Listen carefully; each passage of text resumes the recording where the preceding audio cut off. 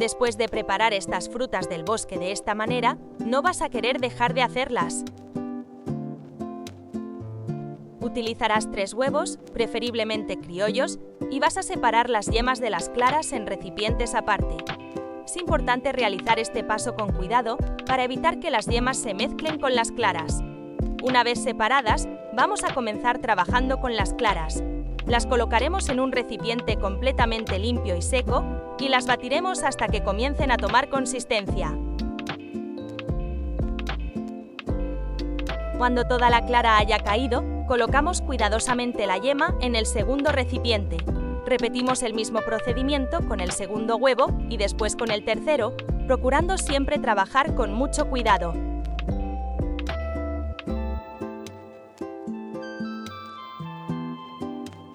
Ahora vamos a darle un toque especial a nuestra preparación. Tomamos las yemas que habíamos reservado y agregamos 5 gramos de azúcar blanca refinada. A continuación, incorporamos 1 onza de ron blanco, aunque también puedes utilizar el ron de tu preferencia, dependiendo del sabor que quieras darle a la receta. Ahora vamos a llevar nuestra preparación al baño María, un método que nos permitirá cocinar las yemas de manera suave y uniforme, evitando que reciban el calor directamente. Primero colocamos agua en una cacerola y la llevamos al fuego. Esperamos hasta que el agua comience a hervir.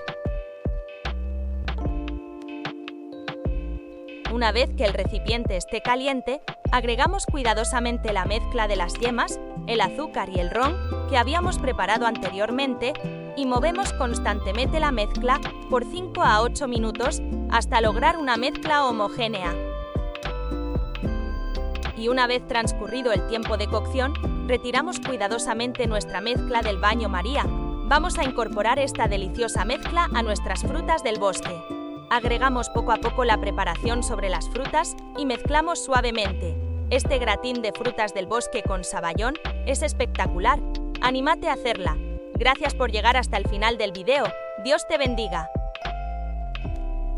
Agregamos la ralladura sobre nuestras frutas del bosque. Gracias por acompañarnos y nos vemos en la próxima receta. ¡Buen provecho!